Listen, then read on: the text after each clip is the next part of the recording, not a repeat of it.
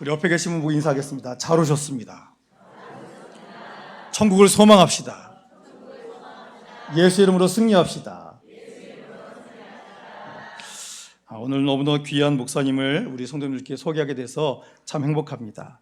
우리 황성은 목사님께서는 지금 2007년에 비전 스테이션 미니스트리를 설립하셔서 이 마지막 때에 주님의 오실 길을 예비하는 귀한 사명을 감당하고 계십니다. 무너지고 있는 우리 청소년, 청년들을 오직 예수 이름으로 일깨우시고 또 장년들까지 말씀으로 3세대가 한마음 한뜻으로 주의 영광 위에서 나아가도록 귀한 사역을 감당하시는 목사님이십니다. 우리 목사님께서는 대전에 있는 오메가 교회를 비롯해서 유성 캠퍼스, 한남대 캠퍼스, 전주 캠퍼스, 서울 캠퍼스까지 여러 지역에서 예배를 드리시면서 우리 청년들이 예수님의 이름으로 살아나도록 귀한 사명 감당하십니다. 오늘 우리 목사님께서 우리 교회에 오셨는데 3일 동안 교회는 이긴다라는 주제로 말씀 증거하실 것인데 오늘은 특별 첫 번째 날로 태생적 한계를 돌파하는 기도의 능력이라는 말씀으로 하나님의 귀한 말씀을 선포해 주실 것입니다. 우리 목사님 나오실 때 뜨겁게 박수로 환영하겠습니다.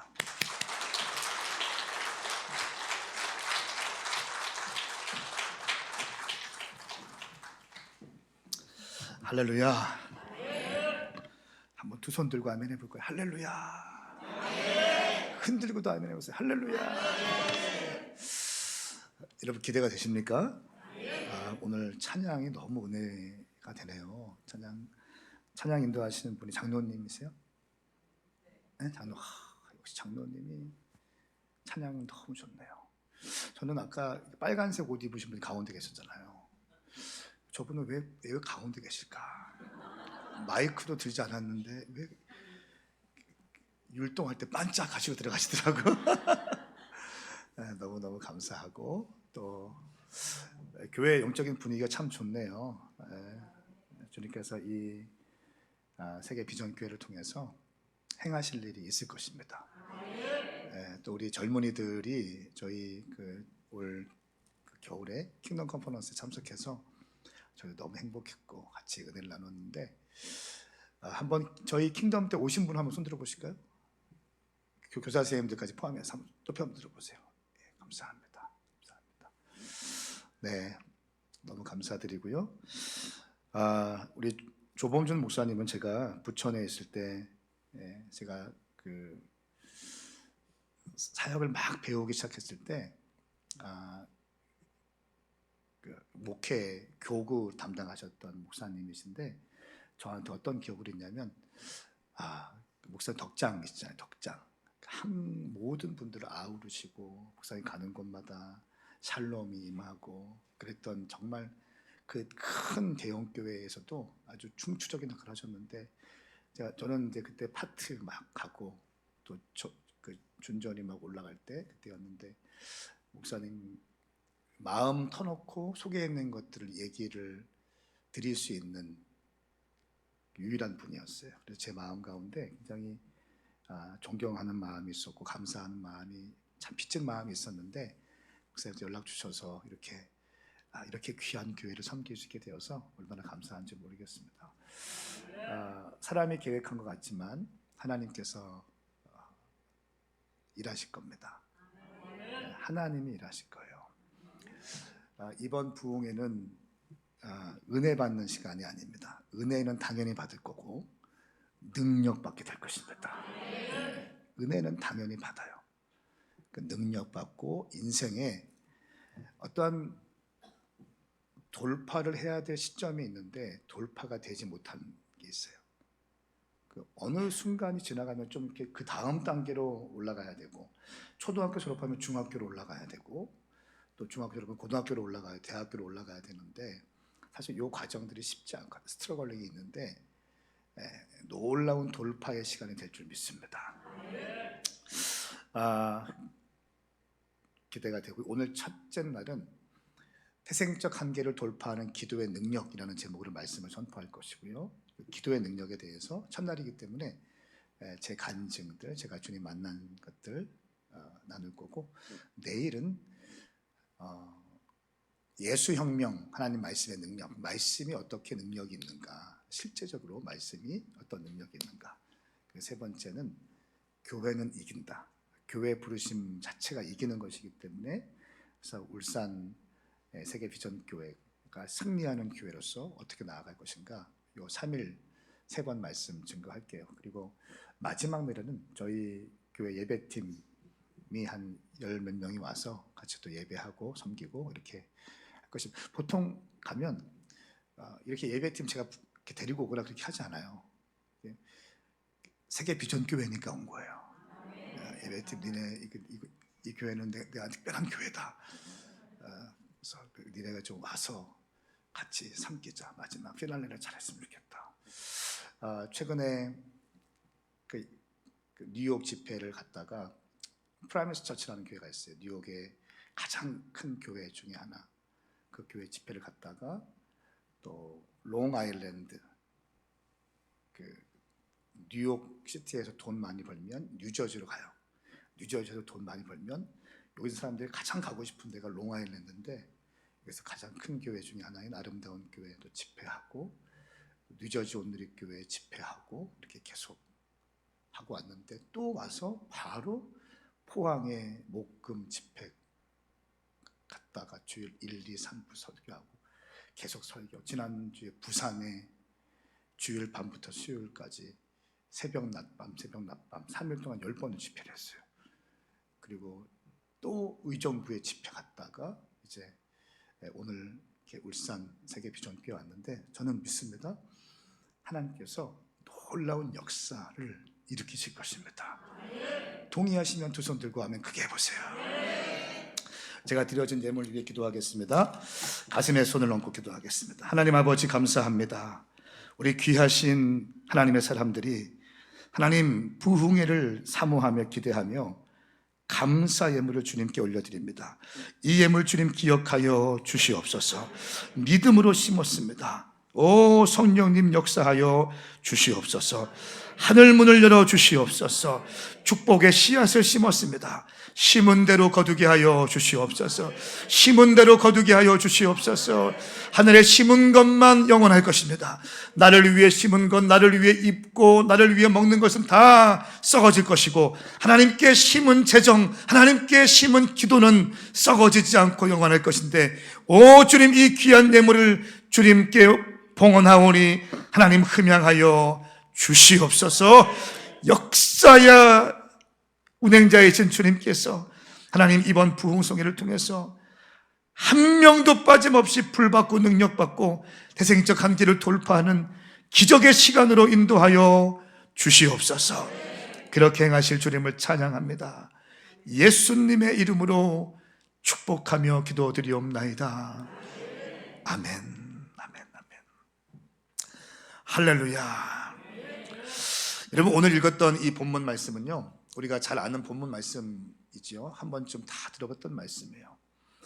근데 역대상 1장부터 9장까지의 말씀을 보면 500명의 사람들의 이름이 등장해요. 그러니까 이름이 보면 낳고 하고 계속 사람들의 이름이 등장합니다. 그래서 성경을 통독할 때 절망의 골짜기 중에 하나가 역대상이에요. 이름이 있고, 마태복음 1장에도 가면 족보가 쫙 나옵니다. 레위기에 가면 또 소제, 번제, 속제제, 속건제, 화목제 나오면서 다 헷갈리게 돼요. 근데 여러분, 성경 말씀은 하나님께서 기록하신 것인데 이 역대상의 이름들이 의미가 있을까요, 없을까요? 있습니다. 저 같은 목사도 저희 교회 사역자들이 10명인데 10명 중에 오늘 부흥회는, 이번 울산 부흥회는 당신이 준비해, 당신이 준비하세요, 이렇게 하고, 다음에 있는 천보산 민족기도원 집회, 3일 집회는 당신이 준비하세요, 그 다음 주에 있는 부천 집회는 당신이 준비하세요, 제가 지목을 하거든요. 근데 지목할 때 그냥 랜덤으로 지목하는 것이 아니라 뭔가 제가 3일 동안 부흥회 하면서 오고 가고 하면서 멘토링도 하고 할 얘기도 하고 또 책망할 거 있으면 책망하고 격려할 거 있으면 격려하고 이렇게 멘토링하기 위해서 데리고 다니거든요. 저 같은 젊은 목사도 어떤 목회를 하거나 어떤 것을 기획할 때 그냥 하는 법이 없습니다. 그런데 하나님께서 이 말씀을 기록하실 때에 여러분 성경 66권에 단 한 단어, 단 한 문장도 그냥 기록된 말씀은 없습니다. 할렐루야. 이 역대상이 기록될 때 배경을 보면요, 이스라엘 백성들이 바벨론에 의해서 짓밟힐 때입니다. 그리고 성전이 무너지고 나라가 빼앗겨지고 사슬에 묶여서 바벨론 포로로 끌려갔을 때 이스라엘 백성들이 얘기합니다. 다윗과의 언약이 우리 가운데 있는데 하나님, 그 언약은 어떻게 된 것입니까? 영원히 망하지 않겠다고 하셨는데 지금 우리는 지금 왜 성전은 회파됐고 왜 나라는 이렇게 망가지게 되었습니까? 또 아브라함과의 약속하신 거 주님 기억하지 않으시는가요? 선민 약속 주셨잖아요. 근데 왜 우리는 지금 이렇게 절망 가운데 있어야 합니까? 이렇게 질문하고 있을 때 하나님께서 이스라엘 백성들에게 역사를 말씀해 주시는 거예요. 내가 너희와 어떻게 함께 했는지를 리마인드 시켜주시는 겁니다. 그래서 한 사람 한 사람의 이름이 기록됐다는 것은 그 사람의 인생과 그 사람의 역사와 이것이 하나가 될 때 이스라엘 전체 역사를 보여주시면서 어떻게 하나님께서 이스라엘 백성들과 함께 했는지를 말씀하고 있는 거예요. 여러분, 역사를 모르면 망합니다. 역사를 이해한다는 것은 굉장히 중요한데요. 자, 500명의 사람들의 이름이 계속 등장하는데 오늘 읽었던 야베스에 와서는 하나님께서 다른 사람들은 그냥 지나쳐도 좋지만 야베스만큼은 내가 야베스만큼은 좀 설명을 하고 갈게 하면서 야베스의 이름에 하이라이트 하시고 야베스가 어떤 존재인지에 대해서 내가 야베스와 어떻게 함께 했는지에 대해서 구체적인 설명을 하시고 가는 장면입니다. 그래서 오늘 이 말씀이 굉장히 중요한 말씀이에요. 말씀에 보면 야베스는 다른 형제들보다 더 존경을 받았습니다. 저는 우리말 버전으로 지금 읽고 있는데요, 이 야베스는 결국 하나님께서 그의 형제들보다 귀중한 자라고 말씀하셨다, 이렇게 시작하는데 그의 어머니가 그의 이름을 야베스라 하였으니 이는 그의 수고로 낳았다 하며더라. 야베스라는 이름의 뜻이 보니까 고통, 환난, 수고라는 뜻이에요. 고통, 환난, 수고. 여러분, 어떤 부모님이 자녀의 이름을 고통, 환난, 수고라고 지어요? 근데 유대인들의 자녀들의 이름을 지을 때는 그냥 태어나자마자 이름을 지은 게 아니라 1년쯤 이 아이의 삶의 모습을 지켜본 다음에 이 아이의 기질과 성격과 성품과 이런 걸 지켜본 다음에 어머니가, 유대인들은 모계사회이기 때문에 어머니가 이름을 짓는다고 해요. 그런데 도대체 1년 동안 이 아이의 삶이 어떠했길래 이 아이의 이름이 고통, 환난, 수고라고 하는 이름으로 명명되었을까요? 제 이름은 황성은입니다. 성인 성자의 은혜 은자를 써요. 그러면 성인의 은혜, 저는 예수님의 은혜로 해석하고, 제 동생은 황대은입니다. 큰 은혜. 제 두 딸이 있는데 걔네들 이름은 황시온, 황샤론. 성경적 의미를 갖다 붙이잖아요. 비전적인 이름을 붙이거나 그리고 성경적 의미를 갖다 붙이거나 뭔가 좀 이렇게 소망이 있는 이름을 쓰는데, 도대체 야베스의 어머니는 야베스의 삶이 어떠했길래 고통, 환난, 수고라는 이름을 지었을까요? 아마 울산 세계 비전교회 이름을 지었을 때도 세계 선교를 향한 비전을 갖고 시작했을 거예요. 이름은 참 중요한데요, 이 야베스가 태생적 한계를 갖고 태어났다는 것이 분명한 것 같아요. 아마 어쩌면 성경에는 안 나와 있지만 야베스의 어머니가 야베스를 출산할 때 원치 않는 임신을 했기 때문에 출산될 수도 있어요. 아버지가 없는 상태에서 태어났거나 성폭행을 당해서 태어났거나 아니면 심각한 유전적 질병을 가지고, 부모님들도 유전적 질병이 있는데 이 아이까지 유전적 질병을 가지고 태어났을 수도 있고, 아니면 경제적으로 굉장히 어려운 시국인데 얘가 툭 태어나서 경제적으로 위축된 상황이 있기 때문에 환난, 고통, 수고라는 이름을 지을 수도 있어요. 성경에서는 어떠한 삶의 모습이 있었는지는 기록하고 있지 않지만 분명히 야베스는 환난, 고통, 수고라는 이름으로 볼 때 태생적 한계를 갖고 태어났을 것이다. 여기까지 이해되면 아멘 하세요. 아멘이죠. 아마 이 자리에도 마찬가지일 겁니다. 이렇게 지금 멋있게 하고 계신데 누구에게 말하지 못할 아픔이 있거나 태생적인 비밀을 갖고 있거나 살아오면서 상처나 쓴뿌리나 잘 지나가다가도 툭 건들면 그 상처나 누구에게도 말할 수 없는 것 툭 건들면 막 올라오시는 분들이 있을 거예요. 제가 젊은이 사역을 참 많이 했는데 젊은이들 가운데 그래요. 열정도 있고 막 주님께 헌신하다가도 어느 지점에 가서 그거를 툭 건들면 쓴뿌리가 확 올라오는 사람도 있어요. 아마 우리가 근데 그것은 집사가 되고 권사가 되고 장로가 되고 목사가 된다고 해서 다 해결되는 게 아니잖아요. 우리는 그것을 끌어안고 살아갈 수밖에 없는 존재들이에요. 저는 오늘 수요일까지의 집회를 통해서 태생적 한계를 돌파했던 야베스의 은혜와 능력이 오늘 이 자리에 있는 모든 분들 가운데 임하기를 축복합니다. 자, 그런데 이 태생적 한계를 갖고 있었던 야베스인데 결론적으로 말씀드리면 9절 말씀에 야베스는 형제들보다 더 존귀한 자다, 이렇게 하나님께서 결론을 맺으십니다. 이 존귀한 자라는 의미의 히브리어를 보니까 영예로운 자, 칭찬받는 자, 남들이 부러워하는 자.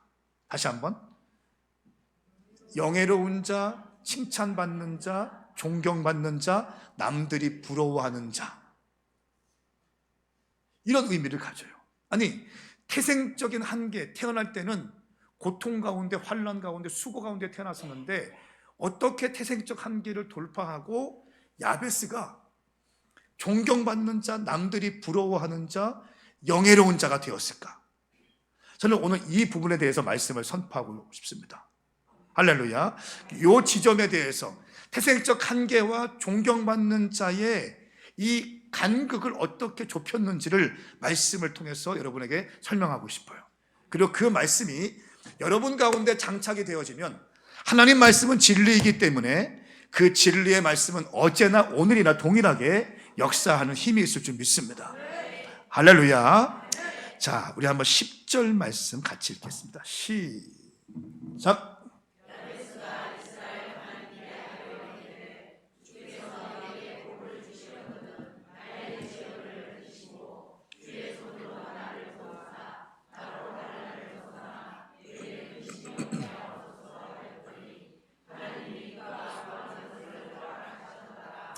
아멘, 아멘. 자, 보세요. 야베스가 이스라엘 하나님께 아뢰어 이르되, 아뢰어 이르되. 그러니까 개역개정 말씀에는 아뢰어 이르되 되어 있지만 우리말 성경이나 다른 번역에 보니까요, 부르짖다라고 나와요. 또 영문에도 보니까 크라이 아웃이라고 나와요. 크라이 아웃이 뭐예요? 울부짖는 거예요. 부르짖는 겁니다. 여러분, 하나님을 만난 사람이 부르짖을 수 있을까요? 하나님을 머리로만 아는 사람이 부르짖을 수 있을까요? 그거 아세요? 제가 오늘 예배할 때 보니까 교회가 막 뜨겁더라고요. 저도 한 뜨겁 목사인데 막 중간중간에 아멘도 크게 하시는 분들이 있고, 조 목사님이 뜨겁잖아요. 뜨거워 보세요. 뜨거우신 분이세요. 여러분, 제가 어디 가서 설교를 했는데 그 세계로 금난교회라는 교회가 있어요. 주성민 목사님 교회에서 집회를 했어요. 주일 밤에. 주 목사님이 저한테 이렇게 말씀하시더라고요. 황성은 목사님에게는 불이 있네요. 아멘 좀 하세요. 다시, 조범준 목사님에게는 불이 있네요. 너무 치사한 거 아니에요? 자기네 담임이라고 이렇게 하죠. 주 목사님이 저한테 설교하고 내려오니까 황성은 목사님에게는 불이 있네요. 그러면서 하시는 말씀이 뭐냐면, 불은 돈 주고도 못 사는데. 와, 난 그 얘기 듣는데 너무 감사한 거예요. 여러분 정말 그래, 불은요 돈 주고도 못 사는 거거든. 네? 신학 공부할 수 있고 박사학위 돈 있으면 갔다 올 수 있어요. 하겠다는 거 돈 있으면 다 할 수 있습니다. 근데 불은 돈 주고 살 수 있는 게 아니거든. 야베스가 주님을 만났어요. 주님을 만난 사람 가운데 불이 있는 거거든요. 야베스가 불이 있었기 때문에 어떻게 했어요? 기도할 때 울부짖었더라, 크라이아웃 했더라. 할렐루야. 여러분 대한민국 가운데 주님께서, 여러분 대한민국은 세계에서 두 번째로 가난했습니다. 두 번째로 가난했고요, 아프리카에서조차 원조를 받던 나라가 대한민국이에요. 6.25 전쟁으로 전 국민의 절반 이상이 거지였습니다. 소망이 보이지 않는 나라였어요. 경제, 사회, 문화, 정치 모든 자원도 하나도 없는 나라가 대한민국 아닙니까? 분열과 반목이 반복되어지는 나라였어요. 이 땅 대한민국 가운데 주님께서 기도에 불을 주셨어요. 기도에 불을 주셔서 교회들마다 주여 기도했었고, 교회들마다 새벽 예배, 철야 예배, 꼭 교회들마다 권사님들의 자리가 있었거든. 자리. 그 권사님들 어떻게 기도합니까? 밤새 기도해. 밤새 기도하다가 새벽 예배 때 같이 또 기도하다가 졸다가 아침에 아이들 밥하러 갔다가 밥 해주고 남편 식사해주고 또 출근하면 논에 밭 매러 갔다가 농사 짓다가 4시쯤 다시 와서 집에 밥 해드리고 다시 밥하고 설거지하고 6, 7시쯤에 교회 와서 교회에서 철야하고 주무시고, 이게 한국 교회들마다 있던 권사님들 꼭 그런 분들 한두 분 계셨거든요. 한국 교회가 부흥될 때 교회들마다 기도의 불이 있었어요. 기도의 불이 있었는데 여러분 지금은 기도의 불이 다 식어졌어요. 한국 교회가 기도하기 시작했을 때 세계에서 두 번째로 했던 대한민국이요, 반세기 만에 경제 10위 안에 드는 놀라운 역사와 축복을 경험합니다. 이것을 경제학자들이 어떻게 풀지를 못해. 아니 세계에서 두 번째로 가난했던 대한민국인데 어떻게 반세기 만에 경제 전 세계 10위 안에 드는 나라가 됐는지 설명을 하지 못해요. 그래서 이렇게 얘기합니다. 한강의 기적이라고 얘기해요. 경제학자들이 얘기한 거예요. 한강의 기적이라고밖에 설명하지 못합니다. 이게 뭡니까? 하나님이 주신 축복이라는 거예요. 여러분 대한민국 가운데 기도의 불을 주님이 주셔서 교회가 기도할 때 교회가 폭발적인 부흥이 있었고 성장이 있었고 교회 가운데 놀라운 은총이 있었어요. 전 세계 1위부터 10위까지 대형 교회 가운데 다 서울에 있었어요. 다 서울에 있었어. 여러분 교회가 부흥되고 잘 살게 되었어요. 근데 문제는 뭡니까? 잘 살고 배부르기 시작하니까 주님 앞에 갈급함이 없어지기 시작해. 난 이게 참 안타까운 거예요. 더 이상 울부짖지도 않고요, 울부짖고 부르짖으면 하나님 귀가 먹었냐고 얘기해. 그렇게 치우치지 말라고 얘기해. 하나님 귀가 먹었냐? 여러분 예수님도 새벽 예배하시고 예수님도 철야하시고 예수님도요 산기도 하시고 예수님도 40일 금식기도 하셨어. 예수님께서 마지막에 십자가에서 6시간 동안 십자가에 못 박혀 돌아가시기 직전에 마지막 온 힘을 다해서 내 영혼을 주님께 아버지께 부탁하나이다 큰 소리로 외치시면서 돌아가셨어요. 예수님께서 하신 기도가 큰 소리 기도고 울부짖는 기도고 선포하는 기도고 새벽 기도고 철야 기도고 금식 기도였어요. 근데 그 기도를 흉내내면, 그 기도를 따라하면 하나님 귀가 먹었냐? 이런 얘기를 하는 거예요. 마귀들은 교회가 기도의 불이 꺼지고 교회가 기도하지 않는 것에 대해서 낄낄거리고 하하거리고 웃으면서 교회를 농락거리고 있는데, 예수 믿는 사람들이라는 사람들이 하나님 귀가 먹었냐 이런 얘기를 하고 있다는 거예요. 사랑하는 여러분, 저는 울산 세계비전교회 가운데 기도의 불이 임할 줄 믿습니다. 기도의 불만 임하면 되는 거예요. 상황과 환경은 아무런 문제가 안 돼요. 문제는 뭐냐면 내 안에 기도의 불이 꺼지는 거예요. 내 안에 기도의 불이 식어지는 거예요. 내 안에 주님을 향한 열정이 식어지는 거예요. 상황과 환경은 아무것도 아닌 거예요. 내 안에 기도의 불만 살아있으면 기도의 불병거를 타고 오르지 못할 산이 없어요. 기도의 불병거를 타고 건너지 못할 강이 없습니다. 돌파할 수 없는 문제가 없어요. 기도의 불병거를 타고 가면 돌파하게 되는 거예요. 승리하게 되는 것입니다. 여러분, 이 야베스가 태생적 한계를 갖고 있던 야베스인데 하나님을 만났어. 그리고 주님 앞에 울부짖기 시작하는 거예요. 하나님, 나 이대로 살 수 없습니다. 나 이대로 늙어가고 싶지 않습니다. 나 이대로 시간 보내고 싶지 않습니다. 나 이대로 20대, 30대, 40대, 50대 시간 지나고 싶지 않습니다. 하나님께서 내게 예비하신 모든 축복들 다 누리게 하여 주시옵소서. 울부짖으면서 돌파하는 기도를 했습니다. 야베스의 기도 4가지가 정확히 나오는데요, 오늘 이 4가지의 기도를 나누고 오늘 기도하기 원합니다. 첫 번째 야베스의 기도는 하나님, 제게 복의 복을 허락하여 주시옵소서. 내게 복의 복을 주시옵소서. 하나님, 여러분 창세기 1장 말씀에 보면 생육하고 번성하고 땅을 정복하고 다스리라 말씀하셨어요. 인간을 창조하신 다음에 가장 먼저 말씀하신 게 복이 있으라 말씀하셨고, 생육하고 번성하고 땅을 정복하고 다스리라 말씀하셨어요.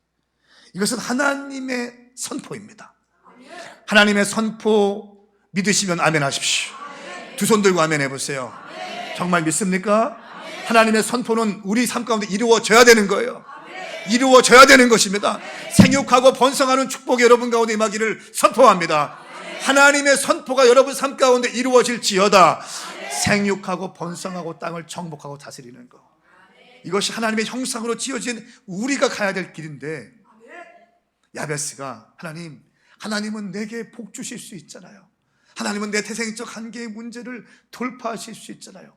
하나님 나라 창고에는 내게 예비해 놓으신 하나님의 축복들이 있잖아요. 하나님, 내 인생 가운데 하나도 빠짐없이 그 축복을 누리게 하여 주시옵소서. 야베스가 이런 기도를 했어요.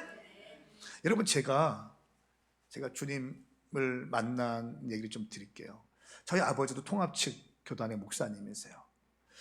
여러분, 교회 목회라는 게 항상 잘 됩니까? 교회가? 그렇지 않아요. 업앤다운이 있잖아요. 잘 될 때가 있고. 교회에 지금 은퇴하시고 저희 교회에 나오시거든요.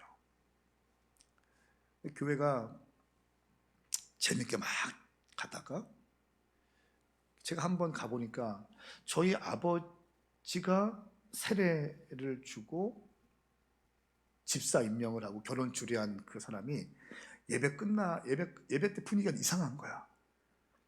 예배 다 끝나니까 막 일어나더니 막 손가락질하고 막 그런 거야. 교회가 막 예배 끝났는데 냉랭하고 차가워진. 알고 보니까 그 뒤에 신천지 딱 2명이 있었어요. 신천지의 스피릿이 뭐냐면 이세벨 스피릿이에요. 뒤에서 컨트롤하는 거예요. 앞에 딱 등장하지 않고 뒤에서 막 조종합니다. 그래서 교회 안에 당을 만들게 하고 담임 목사님과 성도들과의 관계를 다 깨고 의심하게 하고 오해하게 하고 가라지를 막 뿌려놓습니다. 가라지를 확 뿌려놓으면 이 믿음 없는 사람들은 확 휘말려 가잖아요. 여기 신천지 손 들어봐. 신천지에 대한 화가 있어요. 그래서 손 들어봐. 신천지. 옆에 사람 한번 쳐다보세요. 옆에 사람 쳐다보세요. 당신 혹시 그 신천지가 들어와서 뭐 교회를 막 쑥대밭 만들어 놓는 거예요. 그러니까 저는 그때 신학을 하고 있었지만 학부 때 하나님을 인격적으로 만나지 못했어요. 그러니까 물론 중학교 고등학교 때 중간중간 은혜도 받고 방언도 하고 눈물도 흘리고 했지만 세상이 너무 달콤한 거예요. 정욕대로 사는 삶이 너무 좋은 거예요. 왜 이렇게 정욕대로 사는 삶이 너무 좋은 거야.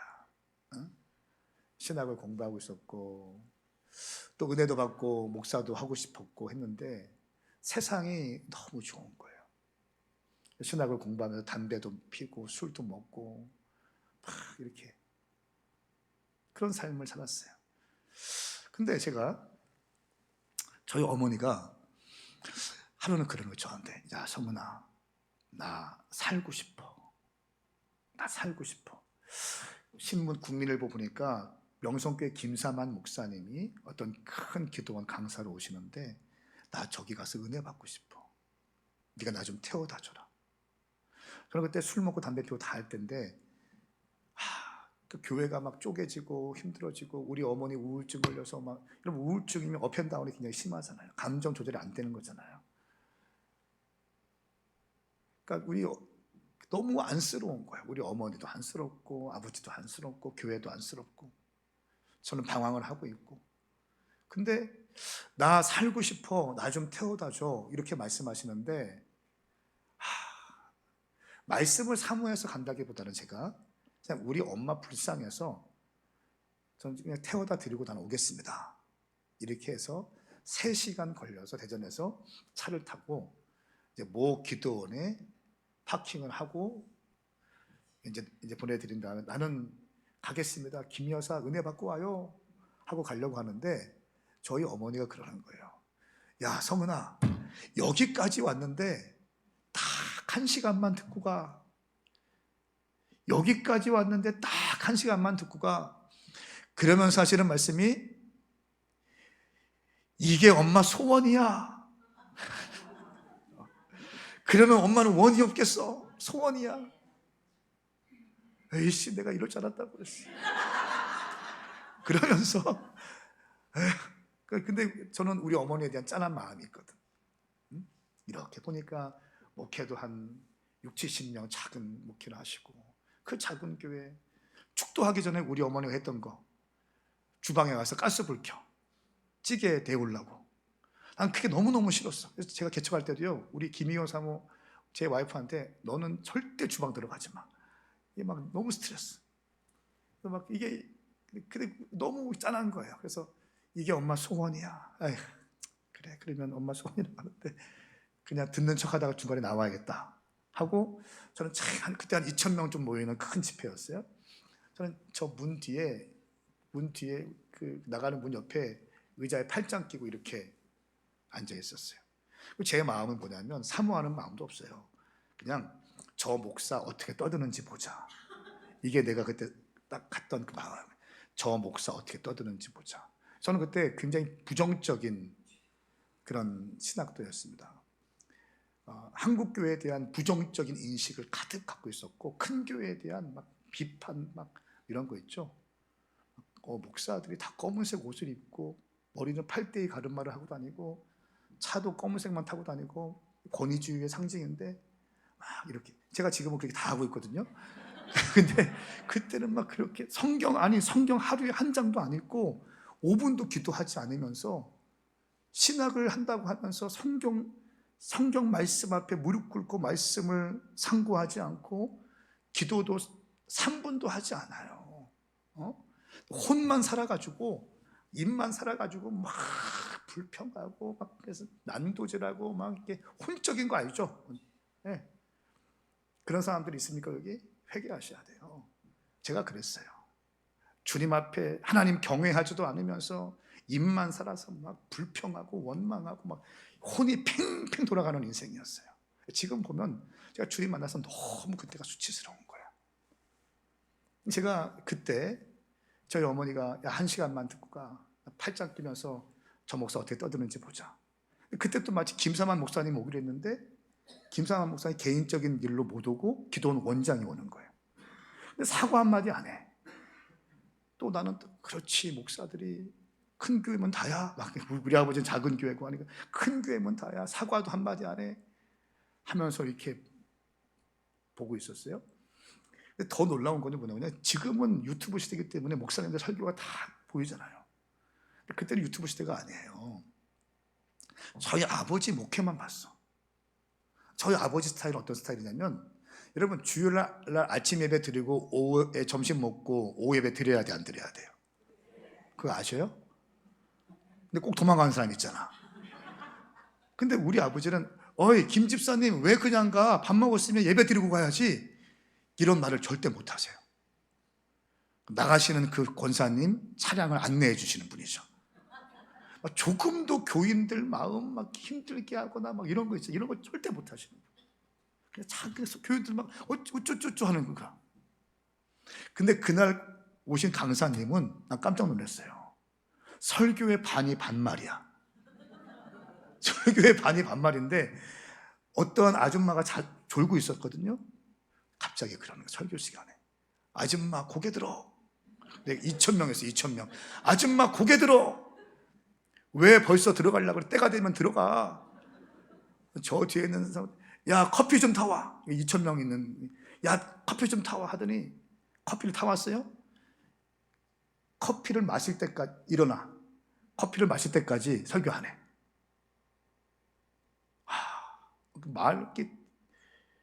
그리고 눈이 안 마주치면 어이 고개 좀 이렇게 움직여. 내 눈 보여야지. 그러신 분이세요. 더 깜짝 놀란 거. 넌 진짜 깜짝 놀랐는데 갑자기 어이 김장로 일어나 그러는 거예요. 김장로 일어나. 장로님이 예 일어났어요. 너 건축원금 좀 해라 그러는 거예요. 3,000만 원. 아니 2,000명인데 갑자기 가만히 있어요. 2,000만 원만 해. 또 조용하게 1,000만 원만 해. 가만히 장로님 있으니까 에이 저것도 장로라고 앉아 하면서 혓바닥을 4번 쳐요. 나는 그때 그 상황을 잊을 수 없어. 내가 그런 게 아니고 그분이 그런 거예요. 25년 전에 그분이. 우리 아버지의 이런 모습 보다가 그 목사님의 이런 모습을 보는데 나는 충격을 받았어요. 근데 내 안에 묘한 게 있었는데 뭐가 꿈틀거리냐면 나도 모르는 카타르시스가 막 올라오는 거예요. 우리 아버지는 목회하다가 힘들어지고 쪼개지고 어려워지고 이랬는데 이 목사님은 막 강대상을 막 내려치면서 설교에 반말하면서 장로님한테도 막 헌금을 하고 막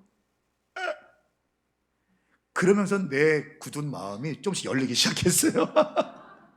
그런데 제가 이렇게 팔짱을 끼면서 저 목사 어떻게 떠드는지 보자 하면서 말씀을 듣고 있는데 점점 내 마음이 야들야들해지는 게 느껴지는 거예요. 팔짱을 내가 분명히 끼고 있어. 나도 모르게 팔짱을 내리게 돼. 그리고 주먹에 손이 들어가기 시작하고 나도 모르게 아멘.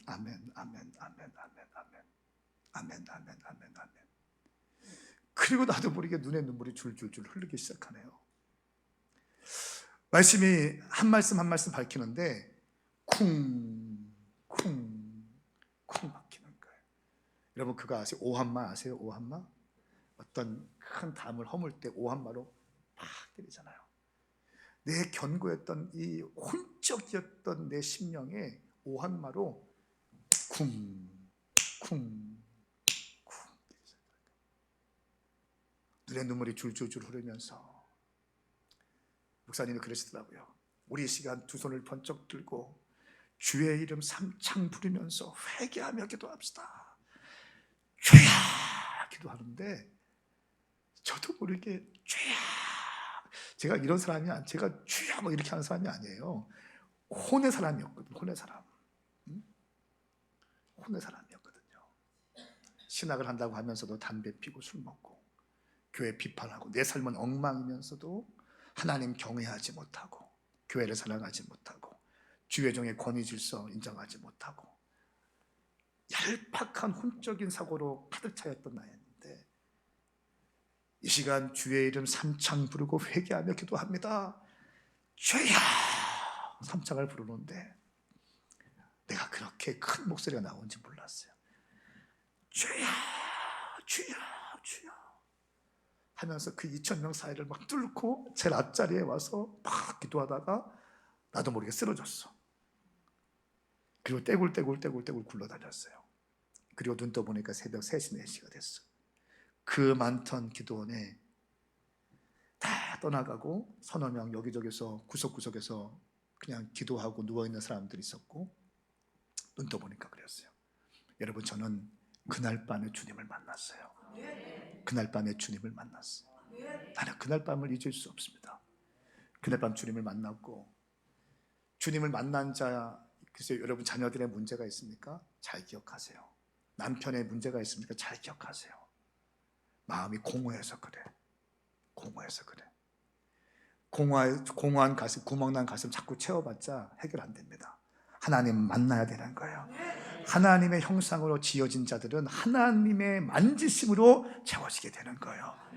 제가 그거를 내가 경험하고 나서 청년과 다음 세대들, 가장 좋았던 시간들, 청년의 시간들 다 잊어버리고 다 빼앗기고 20대 중후반에 주님을 만나서 달려가는데, 어떤 책을 읽었어요. 책을 읽는데 영혼 구원을 향한 가장 효과적인 방법은 교회를 개척하는 것이다, 이 문장이 있었는데, 저한테는 다음 세대와 청년들을 살려내기 위해서는 캠퍼스 앞에 교회를 개척해라, 이렇게 읽혔어요. 할렐루야. 분명히 이 책에는 영혼 구원을 위한 가장 효과적인 방법은 교회를 개척하는 것이다 인데, 저한테는 다음 세대와 청년들을 살려내기 위해서는 캠퍼스 앞에 교회를 개척해라, 이렇게 읽혀지기 시작하는 거예요. 하나님을 만나면 비전이 부어집니다. 비전이 부어지면 열정이 부어집니다. 열정을 가지고 막 치고 나가는데 어려움이 있어요, 없어요? 많아요. 어려움이 있어요. 근데 포기하지 않고 계속 전진하는 것 가운데 어노인팅을 하세요. 어노인팅을 받은 사람이 기도하고 선포하고 기도하면 그대로 이루어지는 거예요. 다시 한번요, 이거 굉장히 중요합니다. 하나님을 만나면 인생이 그때부터 시작이 되는 거예요. 인카운터. 하나님 만나면 비전이 부어진다. 비전이 부어지면 열정이 부어진다. 열정이 부어지는데 계속 돌파하고 나가다 보면 어노인팅, 그때 기름 부어주시고 그 기름 부음 받은 자가 선포하고 기도하면 길이 열리기 시작하는 거예요. 제가 그 수십 년을 방황하고 주님 만나지 못하고 했는데, 그날 밤에 주님을 만났어요. 만나니까 제 가운데 비전이 부어지는데, 청년과 다음 세대를 위한 교회를 개척하자 라고 하는 비전이 부어지게 된 거예요. 그래서 2013년에 교회를 개척했어요. 남들이 저한테 물었어요. 야, 너는 뭐 하려고 그러냐? 저는 술 먹고 담배 피면서 나 당구장 주인 될 거야.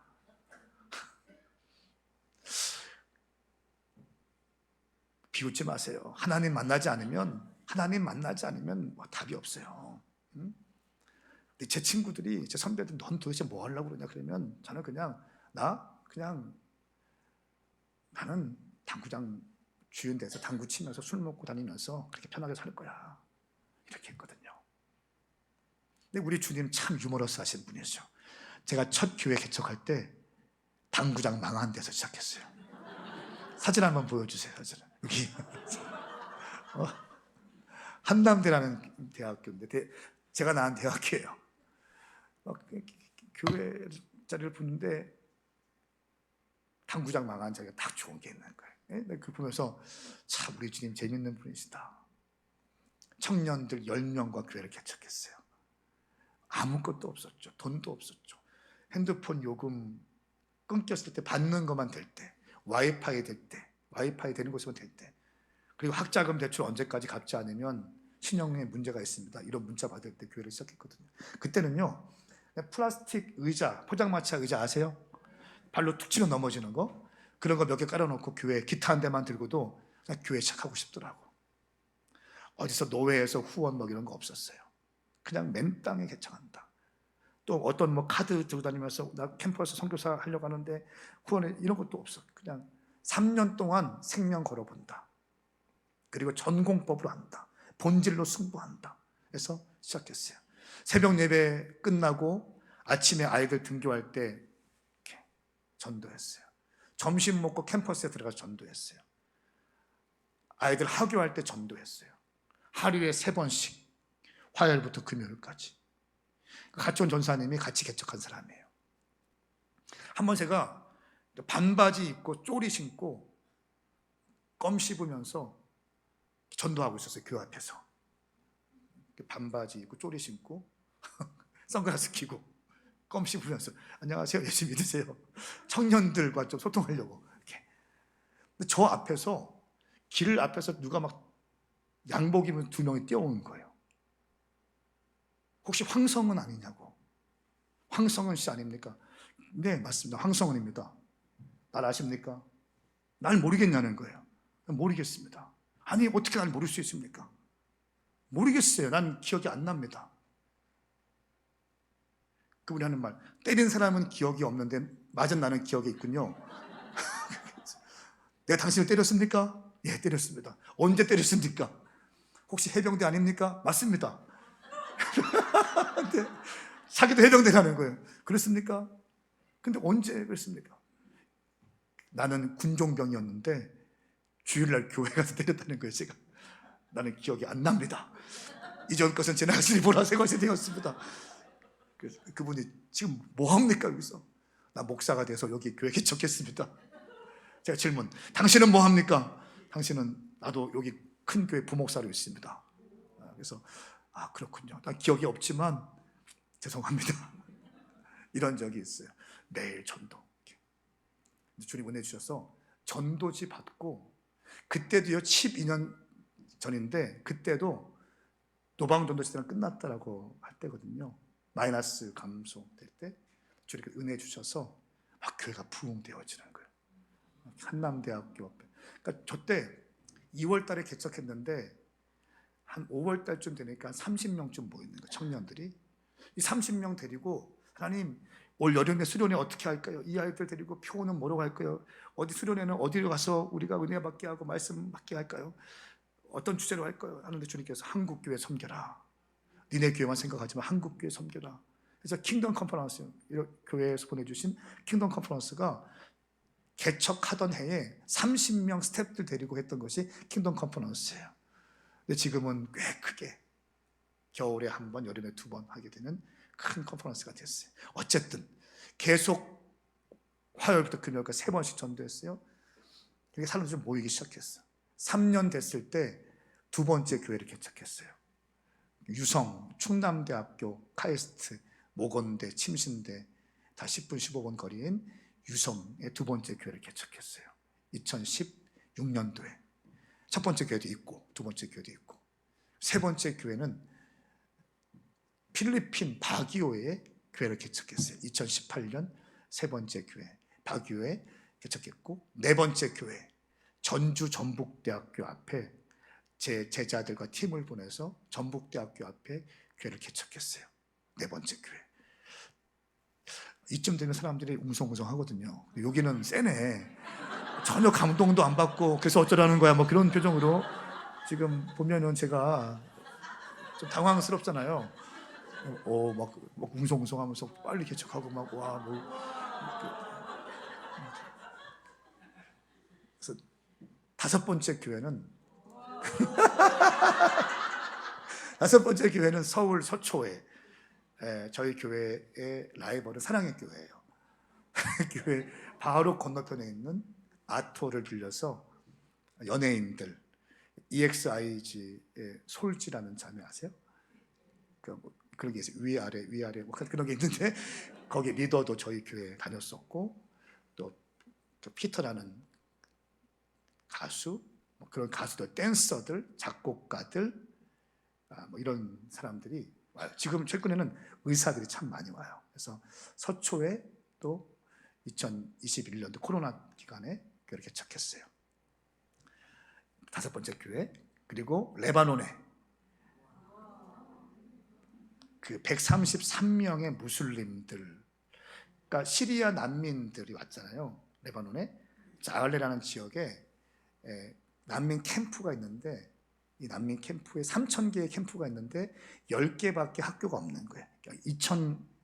2,990개는 학교가 없는 거예요. 애들이 그냥 방치되어 있어요. 그래서 가장 큰 난민 캠프에 들어가서 학교와 교회를 개척했어요. 133명. 그래서 매일같이 성경, 아랍어, 산수, 영어를 가르쳐요. 그리고 주일에 예배를 드려요. 이 사람들은 한 번도 예수를 듣지 못한 아이들이거든요. 이 아이들에게 또 교회를 개척했어요. 7번째, 레바논 청년들을 위한 교회. 길거리 나가서 전도하면서 레바논 청년들을 위한, 역시 무슬림들입니다. 여러분 그거 아세요? 무슬림들은요 1400년 동안 움마 공동체가 있었기 때문에, 명예살인이 있었기 때문에 무슬림 선교사님이 평생을 가도 2명, 3명 개종시키지 못했어요. NGO로 들어가면 잘 되면 그것을 빼앗아 버리고 추방시켜 버려요. 근데 최근에 주님 은혜 주셔서 레바논에 한 20명 정도의 청년들이 모이는 교회가 2023년도에 개척되었어요. 7번째 교회. 8번째 교회는 실리구리. 인도 실리굴이 있는데 이분은 오토바이를 타고 히말라야 산맥을 넘어가면서 밧줄을 타고 산에 올라가서 산족에게 복음을 증거했던 분인데 인도에서 집회할 때 큰 은혜를 받고 콜링을 했을 때 저희가 아는 그 선교 훈련학교가 있는데 거기에 들어와서 훈련 받다가 인도 실리구리에 가서 복음을 증거하는데 길거리에서 병자가 있어서 기도했는데 치유가 되기 시작하는 거예요. 그러면서 교회가 또 세워지기 시작했어요. 실리구리 오메가 교회. 9번째는 튀르키예 이스탄불에 작은 한 8명쯤 들어갈 수 있는 공간 사무실을 얻었어요. 여기에서 교회를 시작했어요. 여러분 튀르키예 이스탄불은 세속화된 지역이기 때문에 예수 복음 증거가 굉장히 어렵습니다. 그런데 이 노방 전도를 통해서 예수님을 영접하게 하고 첫 번째 4명이 왔대요. 4명 중에 2명이 영접하게 됐다는 거예요. 제가 매일같이 매주마다 보고 올라오는데 20명의 사람들이 청년들이 막 모이게 되었어요. 할렐루야. 2013년 당구장 주인하려고 했던 제가 담배 피우고 술 먹고 살려고 했던 제가 하나님을 만났어요. 12년 동안 9개 교회가 개척되어졌어요. 그리고 영상을 보여드릴 텐데 지금까지 박수 안 쳐도 괜찮아요. 저희는 지금 성전 건축을 하고 있어요. 1400석 완전 젊은이들 힐송 같은 엘리베이션 워십할 수 있는 그런 공간, 젊은이들 공간, 교회 같지 않은 교회, 청년과 다음세를 향한 교회, 지역 주민들도 사랑할 수 있는 교회, 이런 컨셉이 있어요. 그래서 약 땅값까지 한 240억 정도 전체 버짓이 드는데 성전 건축하고 있어요. 영상을 좀 보여드리겠습니다. 박수를 해보세요.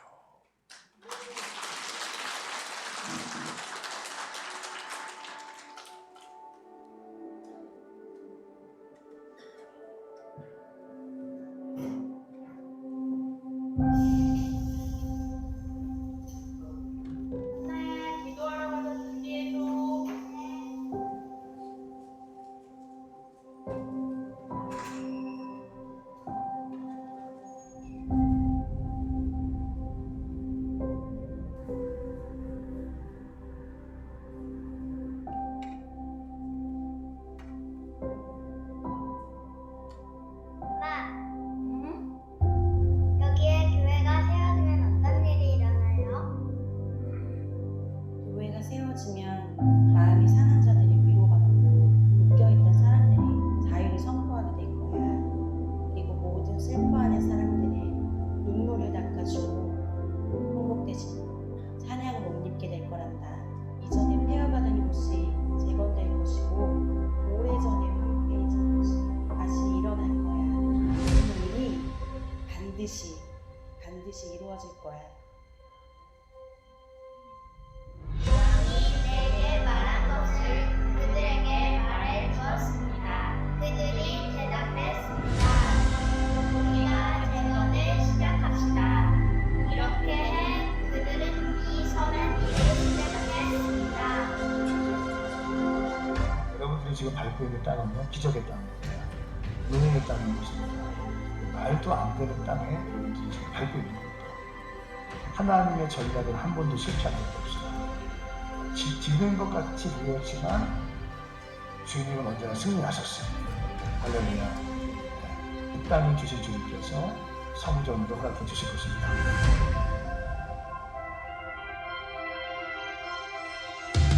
하나님의 교회가 세워지는 것만큼 위대한 일이 없습니다.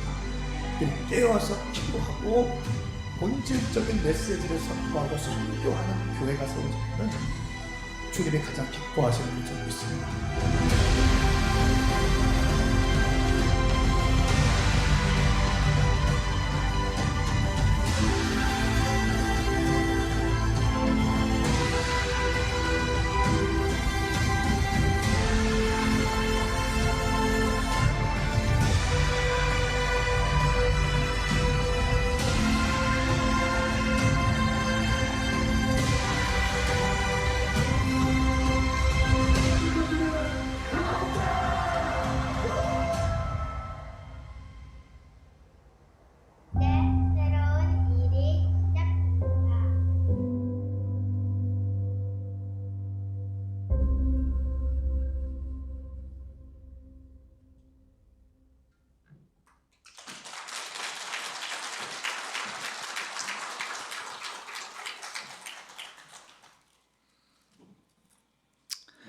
할렐루야. 여러분, 제가 지금 잘난 척 하려고 이렇게 말 쭉 한 거 아니에요. 잘난 척 하려고 한 게 아니에요. 제가 우리 교회 성전 건축을 할 때 제가 말씀드렸잖아요. 우리 아버지께서 목회하시다가 너무 힘드셔가지고 제가 방황도 하게 되고, 제가 하루는 술 먹고, 저희 집이 교회 2층이었거든요. 조립식 건물이고 겉에만 빨간색 벽돌로 이제 한 거예요. 그것도 이렇게 하다가 빛이 좀 생겨가지고 아무것도 못했거든. 저희 빚쟁이들한테 너무 전화가 오는 거야. 저희 어머니는요, 전화 벨만 울리면 노이로제 걸려가지고 막 이게 너무 힘들어하셨어. 그 얼마 되지 않는 그 작은 건데 그것도 이렇게 못 치고 나가는 거예요. 제가 술 먹고 집에 들어가서 있는데 하루는 할머니가 오셨는데, 외할머니가 오셨는데, 뭐 술 먹고 담배 피고 껌도 씹고 막 초콜릿 하고 막 들어가잖아요. 뭐 뿌리고 집에 조용히 늦게 주무실 때쯤 조용히 들어가서 이제 자려고 하는데 저 할머니가 들어오셔서 저한테 제 머리에 손을 얹고 기도해 주시는 거야. 하나님, 우리 성원이가 지금은 방황하고 있지만 전 세계를 다니면서 복음을 증거하는 주의 종이 되게 해 주십시오. 5대양 6대줄 다니는 주의 종이 되게 해 주십시오. 그 기도를 받는데 제가 눈에 눈물이 막 나는 거야. 근데 눈에 눈물 나니까 저도 양심이 있으니까 몸을 뒤척이는 거 하면서 척하면서 눈물을 보여주지 않기 위해서 잠자는 척하고, 그랬던 것들이 지금 제 삶에 다 이루어지고 있어요. 다 이루어지고 있어요. 제가 시간 되면 말씀드리겠지만 사실 말이 안 되는 거거든요. 제가 봐도 말이 안 돼. 12년 동안 이렇게 9개 교회하고 230~40억 되는 교회 1,400석을 건축하고, 이게 지금 5월 달에 입당하거든요. 5월 달에 준공검사 끝나고 6월 초 두 번째 주 입당해요. 또 매주마다 집회가 있어요. 나는 당구장 주인 되려고 했던 그 누구도 나를 주목한 적이 없어요. 그 누구도 나를 주목한 적이 없어. 제가 개척한 지 한 3년 지났을 때, 아까 말씀드린 킹덤 컨퍼런스, 그때 초창기이기 때문에 포스트를 들고 오살리 기도원에 가서 막 붙였어요. 점심 때 그 성경책 있는 자리마다 그 리플릿을 막 놨어요. 근데 거기에 있는 관리하신 장로님이 거기 뭡니까? 나가! 죄송합니다 하고 제가 도망친 적이 있거든요. 작년에만 여의도 순복음교회 오살리 기도원 집회를 3번을 했어요. 작년에만. 3번째 하는 날 우리 예배팀이 예배 인도를 하고 있고 제가 여기서 예배 드리고 있는데 7년 전에 그 사건이 기억난다. 7년 전에 나는 컨퍼런스 홍보하려고 홍보 전단지 붙이고 여기 왔는데 7년 지나는 오늘 3번째 이 강단에서 말씀을 증거하게 되고, 할렐루야. 여러분, 제가 잘난 척 하는 거 아니에요. 아무도 나를 주목하지 않는 사람이었어요. 나도 나에 대해서 기대가 없는 사람이었어요. 하나님의 가능성을 제한해 놓고 살던 인생,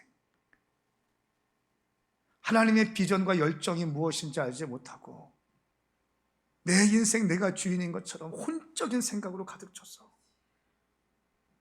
말씀 묵상하지 못하고 순종하지 못하고 기도하지 못하고 혼의 삶이었던 내 인생. 내가 주님을 만나니까 혼의 생각들이 벗어지기 시작하는 거예요. 제가 교회 개척했을 때 주님께서 너는 교회는 목사는 되지만 교회는 개척했지만 건축은 또 안 하려고 했거든. 다윗이 성전 건축할 때 자기의 백향목 왕궁을 지은 걸 보고 보통 사람 같으면 주님 감사합니다, 주님이 하셨습니다, 여기서 끝났을 거야. 감사한 건 얼마 하고. 근데 다윗은 어떻게 합니까?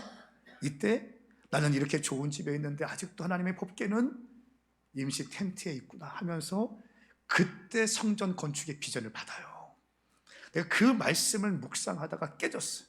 아, 내가 성전 건축하지 않으려고 했던 것은 혼적인 생각이구나 라고 하는 것을 깨닫게 되고 회개하고 우리 교회에 선포했어요. 다시 성전 건축하기로 결정합니다.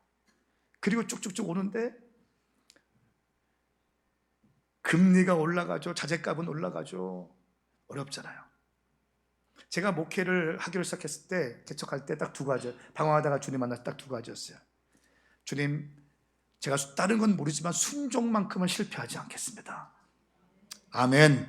순종만큼은 실패하지 않겠습니다. 나는 실력도 없고 능력도 없고 아무것도 없으니, 또 늦지막히 주님 만났으니 주님, 나는 주님 말씀하시면 무조건 순종하겠습니다.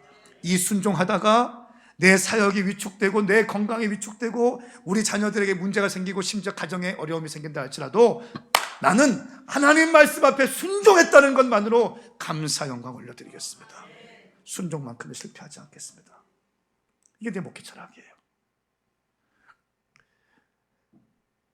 근데 여호수아 4장 말씀을 보는데 하나님께서 여호수아에게 너는 요단강을 건너가라 라고 말씀하시는데, 그때 말씀 보니까 몸에 거두는 시기래요. 볼이 추수하는 시기. 그때는 우기거든요. 요단강 우기면 2.5에서 3m까지 강수량이 올라갑니다. 그런데 3, 4개월 뒤면 건기가 되어서 허리춤밥까지 물이 안 차요. 여호수아가 하나님 3, 4개월, 4, 5개월만 지나면 건기인데 그때 건너가겠습니다. 그때 건너가면 우리 아이들, 우리 자녀들 안전하게 건너갈 수 있습니다. 합리적으로, 이성적으로 그때 건너가게 해주십시오. 이런 말 하지 않더라고요. 하나님은 몸에 거두는 시기 뻔히 아시면서 너희는 제사장들이 법궤를 메고 요단강을 건너가라 라고 말씀하시고, 여호수아는 아멘 하면서 그 우기인 3m가 되는 요단강을 건너가기 위해서 발을 내딛는데 그때 요단강이 갈라지기 시작하는 거예요. 할렐루야. 여러분, 제가 말씀을 받고 건축을 시작했어요. 하나님 이 말씀을 통해 사인을 주신 거예요. 갑시다. 갑니다. 주님께서 지금까지 건축하는데 조금의 어려움도 주지 않으셨어요. 사람들이 저한테 그래요. 아니 목사님 건축한 다음에 얼굴이 막 피폐해지고 근심도 많아지고 걱정도 많아지는데 목사님은 살이 포동포동 찌는 것 같습니다. 조그만 염려도 없어. 제가 이렇게 얘기했어요. 교회 재정팀장들, 재정팀들, 건축위원들한테 건축한다고 선교 멈추지 말자. 저희 교회가 7개 국가 9개 지역에 31명의 선교사를 파송했어요. 어린아이까지 파송해서, 포함해서. 다시 한번요. 7개 국가 9개 지역에 31명의 선교사를 파송했다고요. 그냥 협력하는 사람들은 수두룩 빽빽하고, 우리 교회에서 청년 때 와서 불 받게 하고 은혜 받게 하고 훈련시켜서 우리 교회에서 선교사 훈련시켜서 파송한 사람들이 어린아이까지 31명이라고요. 제가 그랬어요.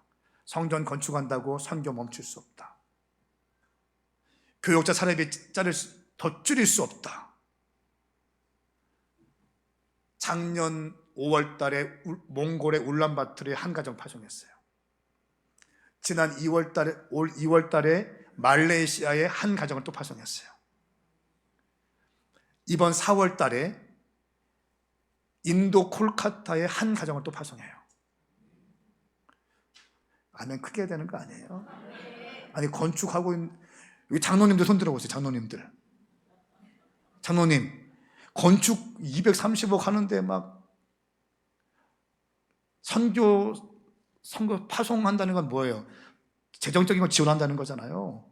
응? 안 나가는 돈이 지원되는 거잖아요. 생명 걸고 하는 거예요. 어차피 믿음은 바라는 것들의 실상이다. 보지 못하는 것들의 증거다. 혼적으로 가는 것이 아니라 믿음으로 간다. 교회에다 선포했습니다. 건축한다고 선교비 줄일 수 없고 사역자들 사례비 줄이지 말자. 이번에 다 올렸어. 또 사례비 9명, 10명이 다 올렸어요. 그러면 교회가 힘들어지는가 어려워지는가? 참 이상하죠. 따라해보세요. 심은 대로 거두게 된다. 아멘입니까? 하나님께 심은 거는 사라지지 않습니다. 나를 위해서 먹고 나를 위해서 입고 나를 위해서 쓴 것은 다 썩어지게 돼요. 하나님께 심은 것만 영원한 거야. 하나님께 올려드린 이 예물, 하나님께 눈물로 기도했던 기도 사라지지 않습니다. 요한계시록 5장 말씀에 보면 금 대접에 성도들의 기도를 담습니다. 그리고 주의 보좌 앞에 상달되어져요. 여러분, 음식물 쓰레기는 음식물 쓰레기통에 담아요. 반찬은 반찬통에 담습니다. 서류는 서류 안에 담아요. 가장 귀한 기도는 금 대접에 담습니다. 할렐루야. 여러분의 기도는 사라지지 않는 줄 믿습니다. 교회는 기도해야 돼요. 그리고 어떻게 기도하는가? 믿음을 가지고 기도해야 돼요. 세계 비전 교회가 생육하고 번성하는 교회가 될 줄 믿습니다. 정복하는 교회가 될 줄 믿습니다. 심는 교회가 될 줄 믿습니다. 젊은이를 일으키는 교회가 될 줄 믿습니다. 여러분이 가는 곳마다 놀라운 돌파와 확장이 일어날 줄 믿습니다. 야베스가 이 기도했다는 거예요. 하나님, 내게 복의 복을 허락하여 주시옵소서. 두 번째 기도, 내 지경을 넓혀 주시옵소서. 이대로가 좋사오니가 아니에요. 네? 한국교회 어렵다, 힘들다, 죽겠다 뭐 이런 말 많이 듣잖아요. 이런 상황 가운데서도 치고 나가는 교회가 있어요. 이런 상황 가운데도 돌파하는 교회가 있다고요. 하나님은 이 세계 비전 교회 가운데 놀라운 축복과 돌파를 허락하실 줄 믿습니다. 여러분, 이 땅에 수없이 많은 목사님들 가운데 왜 저 같은 젊은 목사를 이 강단에 이 소중한 교회에 보내주셨을까요? 저는 믿습니다. 저는 부족하지만 저에게 주시는 단순한 믿음과 순종의 역사가 여러분 교회 가운데 일어날 줄 믿습니다. 순종하는 사람을 따라올 자가 없습니다. 잘 들어보세요. 순종하는 것만 내 거가 되는 거야. 내가 머리로 알고 있고 신학적으로 알고 있고 뭐가 어떤 거 훈련 받았고 다 좋아요. 그런데 순종하지 않으면 아무것도 아니야. 순종하는 것만 내 거인 거예요. 그래서 예언을 하기도 하고 병도 고치기도 하고 치유하기도 하고 어떠한 은사가 있고 오케이, 에브리바디 오케이. 그런데 순종하는 자를 당연할 것은 없습니다. 하나님은 순종하는 자를 기뻐하는 거예요. 교회도 마찬가지예요. 순종하는 교회를 기뻐하십니다. 하나님의 말씀에 대한 절대적 믿음을 가지고 순종하며 나가는 거예요. 끊임없이 혼의 반발이 생기죠. 야, 혼적으로 생각해, 이성적으로 생각해, 논리적으로 생각해. 지금 돈이 없어. 지금 더 줄여야 돼. 아니요. 하나님께서 뭐라고 말씀하시는지를 보는 거예요. 하나님이 무엇을 기뻐하시는지 보는 거예요. 하나님께서 기뻐하신다면 그 기뻐하시는 것에 내 삶을 드리는 거예요. 이것이 믿음인 것입니다. 저는 세계 비전 교회 가운데 이런 믿음의 기둥들이 일어날 수 있기를 예수님의 이름으로 선포합니다. 야베스는 태생적 한계를 갖고 있었어요. 주님을 만났습니다. 울부짖는 기도예요. 내게 복의 복을 주십시오. 할렐루야. 여러분, 지금에 만족하시는 분 아멘 해보십시오. 뭔가 더 있을 것 같은데 우리 교회, 우리 가정 더 크게 더 부흥시켜 주십시오. 그런 사람 두 손 들고 아멘 해보세요. 우리 자녀들, 우리 남편, 우리 아내들 더 크게 더 잘되게 사용하여 주십시오. 아멘 해보십시오. 예, 하나님은 그 아멘이 사실이 되기 원하십니다. 여러분의 지금 모습보다 10년 뒤, 20년 뒤, 30년 뒤에 더 어마어마하게 쓰임받기 원하시는 줄 믿습니다. 여러분 두고 보세요. 저는요 3년 뒤에 저의 모습은 어마어마해질 거예요. 5년 뒤에 저의 모습은 어마어마해질 거예요. 여러분, 인생은 말 한 대로, 생각 한 대로, 꿈꾼 대로 되는 거예요. 제가 부산 포도원 교회 집회를 3번 갔습니다. 김문호 목사님이 저한테 그러시더라고요. 요즘 누구랑 친하니? 친한 사람 얘기했어요. 이렇게 말씀하시더라고요. 목사님 믿음의 사람들과 친하시군요. 하시면서 하시는 말씀이, 나는 부정적인 인간들이랑 밥도 안 먹습니다. 부정적인 인간들이랑 밥도 안 먹는다는 거예요. 왜? 흘러온다는 거예요.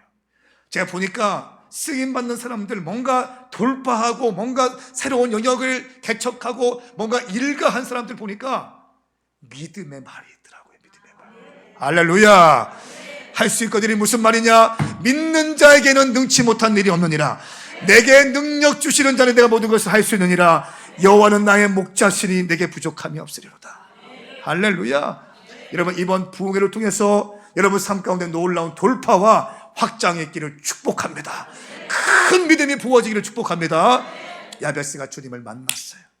그리고 울부짖고 기도합니다. 내게 복의 복을 허락하여 주시옵소서. 내 지경을 넓혀 주시옵소서. 영향력을 넓혀 주시옵소서. 세계 비전교회가 더 크게 해 주십시오. 더 많은 젊은이들이 모이게 하여 주시옵소서. 울산을 뛰어넘어서 경상남북도 지역 가운데 영향력 있는 교회가 되게 하여 주시옵소서. 주의 손이 나와 함께 하여 주십시오. 크게 되면 내가 일일이 다 관여할 수 없습니다. 하나님의 손이 덮어주셔야 되는 거예요. 환난과 근심으로부터 나를 보호하여 주시옵소서. 야베스가 이 기도를 했더니 마지막 절 보십시오. 하나님께서 야베스가 구하는 것을 허락하셨더라. 할렐루야. 어떤 사람들은 이 야베스의 기도가 기복신앙이라고 얘기해. 그런데 여러분 잘 들으세요. 기복신앙이고 기복적인 기도였다면, 하나님이 원치 않는 기도였다면 이 기도를 응답하셨을까요? 아니에요. 유튜브 가지고 신앙생활 하지 마세요. 신앙생활은 담임 목사님 중심, 다시 담임 목사님 중심, 교회 중심, 예배 중심, 말씀 중심으로 하는 거예요. 어디서 유튜브 믿음 없는 것들 보십시오. 유튜브 보면 썩어 빠진 사람들이 하는 설교 진짜 많습니다. 11조를 하지 말래. 그런 말도 안 되는 것들이. 자, 11조 드리지 말라고 하는 사람들은 자기가 11조 드릴까요? 안 드릴까요? 안 드리는 사람들이 하는 거예요. 11조는 뭡니까? 돈이 아깝다는 거야. 어떻게 하든지 안 드릴 궁리하는 사람이 그런 말 하는 거예요. 주님을 사랑을 경험하고 주님의 사랑에 녹아들고 주님 없으면 안 되는 사람들은요, 11조가 뭐야? 10에 2조, 3조 다 드리고 싶은 거예요. 동의하시면 두 손 들고 아멘. 아멘입니까? 야베스의 기도, 태생적 한계 아픔이 있었습니다. 이 야베스의 기도를 통해서 야베스는 영예로운 자, 존경받는 자, 칭찬받는 자, 남들이 부러워하는 자가 된 줄 믿으시면 아멘하십시오. 저는 선포합니다. 세계 비전교회 가운데 이 자리에 있는 모든 분들 가운데 야베스의 축복이 임할지어다. 야베스의 복이 임할지어다. 놀라운 돌파와 확장이 임할지어다. 다 함께 좀 일어나십시다.